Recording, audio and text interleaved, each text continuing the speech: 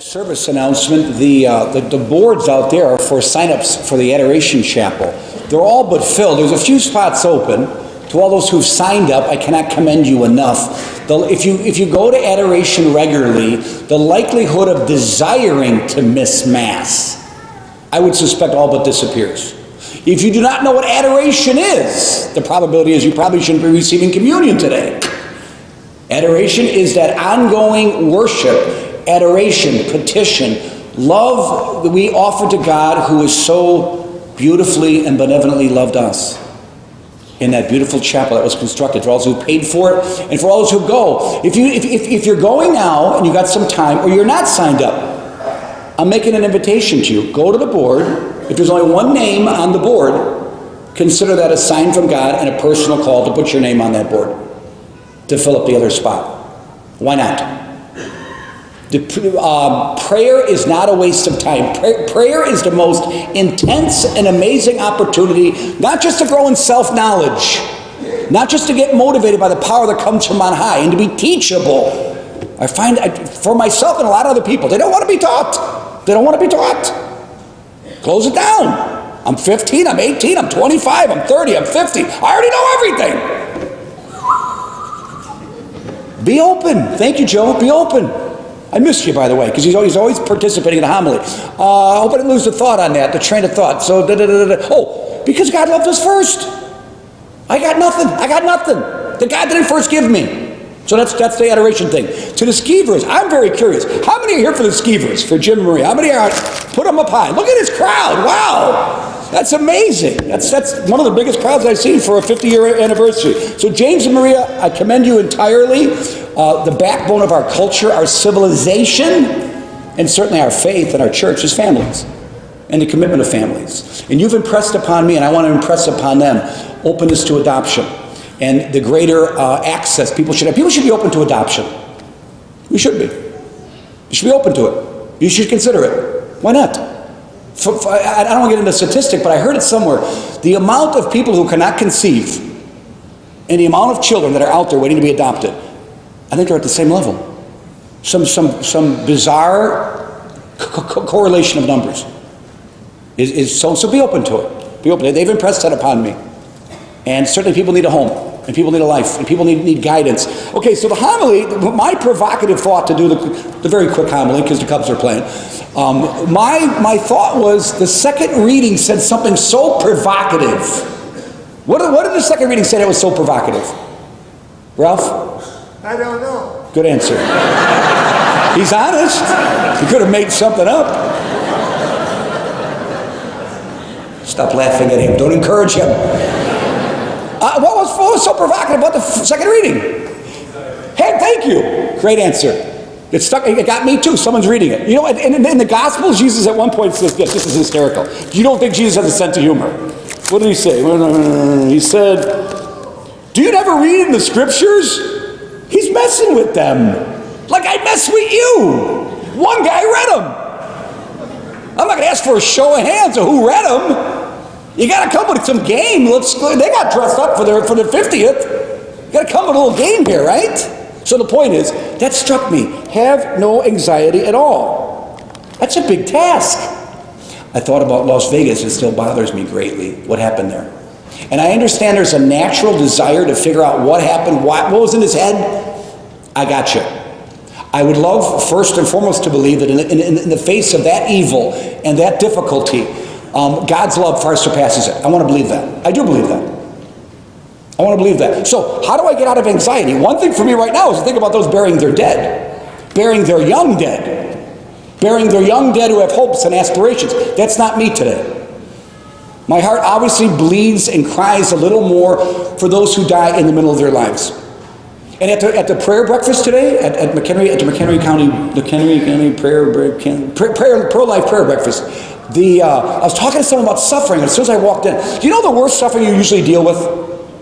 Your own. Period. Your own. A lot of people, Las Vegas is almost a week old right now. I'm still bothered by it. A lot of people have moved on. I'm still bothered by it. And a lot of people, unfortunately, get caught up in this rung of life, and a lot of things cause them anxiety. Okay, Father, smarty pants, how do I get past my anxiety? I need God to encourage me. I need God to teach me. I need to be humble enough to let God give me a lesson that I have to go be. Ready? Here's the answer. I got to go beyond myself.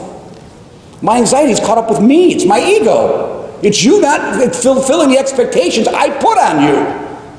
Anxiety is about trying to play director, and everybody else is an actor on the stage of your reality. Getting over anxiety is to go beyond this world and finite things.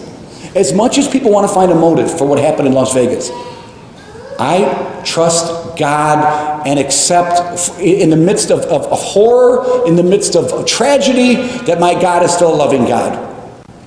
That my God still opens up for me opportunities to grow in holiness, to grow in His likeness. And for those of us before, and again, this is horrible, but still people participate in sin at small levels, at medium levels, and at high levels. When this comes out of the wash, maybe we'll have some deeper profile or narrative, but we still participate in things that we should shun and push away. Generally speaking, my dad was a former police officer, said no kid wakes up and wants to rob a liquor store. They wake up and take money out of their parents' pocket. Then they get socially unrest in school. Then they build to knocking off a liquor store. You don't just wake up and think the idea. Maybe there's one guy out there who did it. What's the point? Sin, like virtue, it builds. It's progressive. I get caught in certain behaviors. I get caught in certain attitudes. This attitude gives me pleasure. I'm going to keep seeking it. How do I get over anxiety? I got to go beyond my pleasure. I got to go. This is tough. It's tough. It sounds easy. Maybe it doesn't sound easy. I got to go beyond my own sense of what I want. What does God want? What I want, and I'm glad I learned this early on, what I want leads often to frustration. It leads to competition. It leads to anxiety. I even have to go beyond this life's trophies. I don't need this life's trophies. Just my poor brother Jeff, I got in a fight, this is 40 years ago, I was a kid. I broke his trophies. I was a ratty child. He'll never forget that. Today he's 55. He still remembers it. You broke my trophies. I don't deny it. I'm not proud of it. But that's just a metaphor for life's trophies. What are our trophies? I'll bet you there's a lot of anxiety around the trophies. If you actually sat and thought it out. What are my trophies? And what do I really want out of this life? Now, maybe they're good things. Maybe they're not bad things. They could be good things. Maybe not, I hate to use a glib expression, maybe they're not in the cards. Maybe that's not what you're supposed to get. Maybe if you got that, it might lead to this. I don't know. But that's where God's love is what the Bible teaches us. The second reading. The love of God, the peace of Christ surpasses all understanding. That's a powerful sentence. Do you mean to have faith in God gives all things a new priority? Yes. Having faith in God gives things a new priority. I get supernatural help. I don't look at the world just from an earthly lens. I look at it with the goal of being saved. Hey, someone said this at the prayer breakfast today, probably Father Rocky. If I don't want to be saved, you're in the wrong place. You're totally in the wrong place. This is a salvation religion. I need saving. If I'm already saved, what am I doing hanging out with... Sorry, you saying this. I need saving. I was about to say, you would say, what am I hanging out with these bums for? I got something else to do. This is a hospital for sick people. We need to be saved. And if you don't need to be saved, well, then again, why are we wasting each other's time? The big goal in life is not to live here. That's the goal. The goal is not to live here. The goal is to get on to the next life. So, what's the point? Let's try to tie it all together. So, what do I have to accept first and foremost? That God has called me to this life beyond this life. Do we even accept that fact? Do you accept the fact that you've been called to live beyond this life? I hope the answer is yes and a major affirmative. If it's your life, if this life is yours and this world is yours, you'll be deeply disappointed. Guaranteed, if it hasn't happened to you yet, it will happen to you. And when your loved one dies or a tragedy happens, yes, you mourn, yes, you're sorrow, yes, it's grievous and horrible, but you do not grieve like other people grieve, nor do I. We grieve with hope. We grieve with trust. We grieve with the belief we're going to see him again. There is no goodbyes with faith. There's only reunions. And we got to be patient. And who wants to be patient?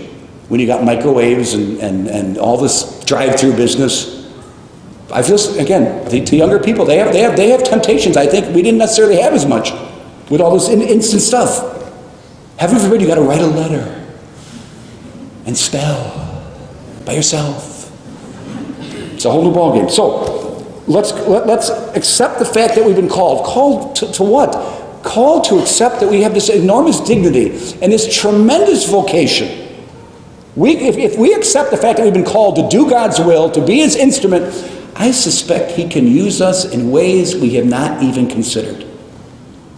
God could motivate us, encourage us, imbue in us, inspire us to do a whole host of things we probably haven't even begun to consider. And I tell you this from the bottom of my heart, there's no greater satisfaction in this life than being in the ways and the will of our Lord. There is no trophy. That's the trophy. The more I take on that trophy, the more I get the crown in heaven. The more I take on my own and the world's, I get ashes, I get dust, I get coal. I get nothing. So, conclusion. As we get near the anniversary of the falling of the sun, October 13th, 1917, when the Blessed Virgin Mary appeared through a series of revelations to the children of Fatima, I would encourage all of us that if we're going to take on this mission of accepting the greatness God has poured into us and the vocation to do amazing things by His will and grace and to ultimately go to heaven, we accept the Blessed Virgin Mary as our mother. Maybe for the first time tonight, maybe in a deeper way tonight. Mary is not a cliche, she's not a figure of speech, and she's certainly not imaginative. She's a real woman who stood at His dying moments. Let's be very clear, you already know the story, I'll end with this. There were 11 guys, one already hung himself. It was too much. Felt guilty? Yes. Felt remorse? Yes. Never asked for forgiveness. Big difference. Big difference. Hey, I feel really bad about it. Well, go fix it. Go fix it. Go talk to the person in charge or do some amends. Don't just say, I feel guilty. No, you got to fix it. You got to talk to someone about this. You can't just have it in your mind. You got to help. So you got to go to someone and fix the problem. Judas hung himself. The other guys they didn't show up at the cross. They turned yellow and ran. They were scared. They were afraid. They were anxious. They thought there was some earthly connection to Messiahship. It's invisible. If there's a connection, it's invisible though. There's some signs of it. It was a heavenly kingdom I came for, not an earthly kingdom. So what happened? The men turned yellow. John stayed faithful. One guy, 1 out of 12. That's a new song for the ladies. 1 out of 12 ain't bad. One guy stayed faithful. And the Blessed Virgin Mary stayed faithful. And if you're not Catholic, I ask you this, because you got to have a serious conscience to even think about this. When He died and He was put in her arms, where's the church now? It's Mary. It's Mary in her grief, holding her dead son with the absolute certain hope that he was going to get up. Amen.